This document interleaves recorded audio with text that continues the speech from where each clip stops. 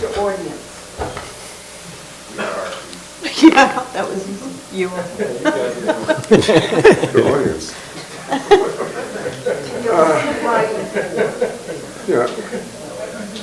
Or playing for. All right, whatever.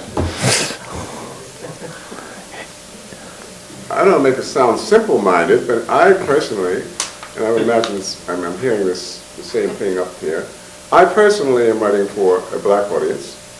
If it is true in terms of the black experience, or let's say the black worldview, it will have resonance in a universal way. In other words, I don't start universality belonging to something outside of my own particularity of experience.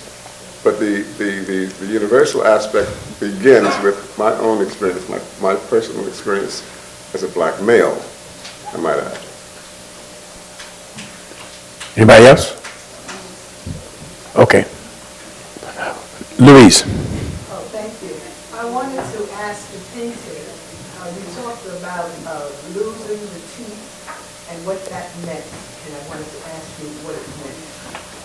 You said it, but I wanted to clarify it. Well, if you look in a dream dictionary, you'll get ideas about impotence, the loss of, I mean, we lose our teeth with age. It's about aging, and it's about, not having that edge anymore. But in that context, it was more to do with impotence and sort of geopolitical ideas of being armed or not armed. Here. Yeah. Hi, I'm sorry, the gentleman in the hat, I don't know if you call him name. Randall. Randall. Randall Harden. You talked about Billy Boys, you mentioned Toni Morrison playing in the dark, and then you said negotiate our space. Can you talk about that? And say more about the negotiating our space in terms of how you find your own identity. Talk more about what you meant by that. In terms of negotiating space, Yeah. I think I was more so, if I remember correctly, I'm sort of, trying to get at how do we negotiate the constructs within life, within the constructs that have been given us. How do we negotiate those, or how do we break those molds, or how do we live within those boundaries? I mean, it could be really a little bit complex. Once one person's social reality might not be another person's social reality too. So I guess you have to think about that as well. So, in terms of negotiating the space, for me, I'm talking to this young woman that's incarcerated. So she's a Latina, right? She's a Latina woman. So she's sort of understands that whole idea of this dominant narrative of those who sort of live underneath what I call life and literature. So that's a space within itself. How do you negotiate that? How do you know, so it could be myriad things in terms of, from where I'm coming from. So, yeah. You and get going. This is for Dr. Harrison. You talked about pessimism with contemporary black theater, and it seemed most of that was rooted in work produced or directed by black males, right? Written by or directed by black males. When you begin to bring into the conversation the black women out there, such as Susan Laurie Parks or Lynn Nottage, does that change the outcome for you? Are you Yeah, slightly. There's two things here. Nobody wants to hear from the black males in the theater anymore because they're too pugnacious. These women are dealing with spiritual aspects in the work, and they're welcome. And plus, they play into a kind of agenda which is fundamentally feminist. Most of the black women, and as a result, their works are done, and they're quite good actually, and they're very poetic. Most of the traditional black male writing has been about knocking the guy out, the white guy out. And nobody wants to see that anymore. So after August Wilson left us, they had no reason to do any black male work. So these ladies have moved in and covered whole territory basically in the feminist agenda. This has been very helpful for them. And actually the work is good. A lot of it is good. That Katori Hall piece, though, is ridiculous. And also equally as ridiculous is this supine, artificial soap opera called, what's it, Stick Fly. It belongs on television. It's not a stage. What? Stick Fly, my God, it's awful. Okay. Let's see. Him first, and then I get you, Wallace. Yeah. Dr. Harrison, you mentioned briefly Wilson's work. Could you talk a little bit more about how you view the Wilson opus? Okay, I think, I don't want to make too long about that, but I'll say this. Most of the people, most of the work, most of the direction of Wilson's work has been wrongly directed. They keep thinking the work is social realism when it's actually not. Wilson has a great large layer of spiritual investigation that's going on in the work. That's right. And nobody touches it. Nobody wants to go near it. And that includes all the black directors. The first thing they want to look at is the surface, the most familiar aspects of African American life, and they refuse to go underneath and pull out the resonating African spirituality that's going on in the work. And that's, I find it unfortunate. We haven't really seen the best productions of Wilson's work yet. Thank you. Yeah, I agree. Wallace. Yes, Dr. Harrison, I guess this is your night. Hope not. A quick comment and a question for Mr. Horton. The comment was, I certainly see, I think many of us would understand and perhaps even agree with your assessment on movies like The Help and The Butler and The Guy with the Date. It kind of goes on. But I would just respectfully suggest that you see 12 Years a Slave. Yeah. Because that's a different movie. I'm trying to see it. Yeah, no, it's a different narrative totally, and I think it's well worth seeing. My only caveat is that when I go to it, hopefully I'll have an open mind, because I don't trust Hollywood, and I think that they even will try to exploit this kind of brutal exposure to the experience in such a way that it doesn't really do much in the way of healing our sense of what that's all about. So I got to go see it. I plan to see it. I don't miss it. I won't miss it. I think you have to know it before you can. Yeah, absolutely. I can't speak on it really because I haven't spoken. Anyway, that was important. But just the other question, in your memoir, you were obviously both writing with your own voice and writing with a woman's voice as well, which is always Well, it's actually two voices. I mean, the actual memoir are actual letters going back into.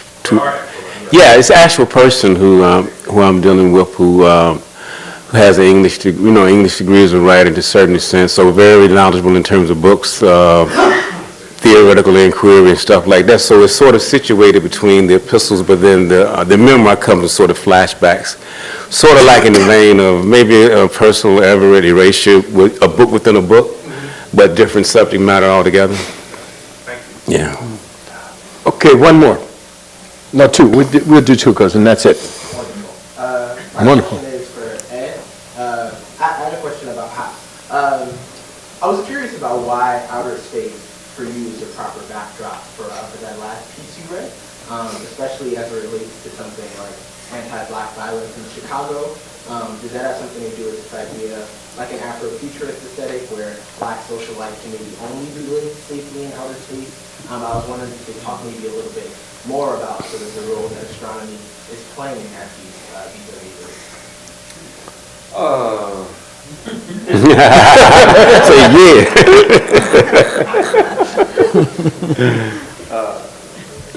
I have to say, this thing about the synapse, this thing about consciousness, I think there's a twinning between, we say, outer space and inner space. Right. And so in that piece, as far as I can tell, that outer space is always also a chart of inner space. And so there's a vastness to the universe that we're experiencing as a species via the astronomers who are telling us things about it. But of course, there's a similar vastness to human inner space, and those two things converge. And I think there's a profound disorientation in American inner space. And I don't think that outer space is the cure, or we say a safe place to live or anything like that. But that was the twin there, Yeah. I also thought it was interesting because the largest of the human synapses is called the calyx of hell. And it was discovered, believe it or not, by a German physiologist called Hans Held. So I thought that was...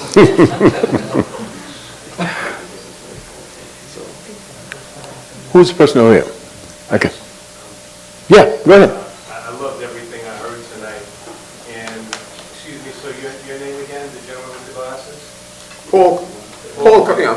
I feel what you're looking for, this is just a statement, I feel what you're looking for and what you want to see in theater. I think a lot of that can come about if there were younger people here, even my 7- and 9-year-old daughters. I'm thinking if they can be brought into some type of venue like this, I think it would be amazed to see how they would absorb this, and eventually they will be the ones in the very near future to change the diaspora of theater, if you will, concerning, African-American culture or any culture. That's just a thought I want to put out there. I hope you're right about that. I often look for younger people also. And basically, it starts with understanding the whole cultural matrix that we have. It starts with the music, for example. Whatever we do, whether we're poets or writers or whatever, somehow it always starts with two places, the music and the church. Those two experiences seem to galvanize our imaginations in certain kinds of ways. And what we're seeing is this artificiality in the theater today, sort of, it's not really generated by our particularity of expression and experience. I get that. Yeah. I just wanted The young people, I'm looking forward to young people stepping to the plate, as it were. I would, and I just wanted to add just one more thing. The lady from Iran, I apologize for not memorizing your name. It seemed when you came to the point when you were speaking about you had just got your American citizenship, and you're talking to someone who actually, unfortunately, but I've learned from it, I spent time in the Middle East with the military. I won't go into detail. It seemed at that point when you said that, and you talked about being Muslim, I felt like I wanted to ask you, is there some heart coming out of that emotion? Because you're coming from a place that you're told to believe shackles women, and then you come here and you're dealing in the post 9/11 era, and you get your citizenship. It's like exchanging shackles for shackles. And I'm glad Shackles for shackles, coming yeah. out of that. Yeah, I mean, exactly. All of my work comes out of my life experience. It's autobiographical. There are parallels between, being in one culture and being in another. And, that was a keen observation that you made. I didn't think of it like that. But there are always shackles. It's just, a matter of degree, whether it's, where you were born, which class you belong to, your education, your financial standing, there are always divisions in societies. And, yeah. So. Yeah, well, we can continue this outside if you want some questions, but I want to say one thing.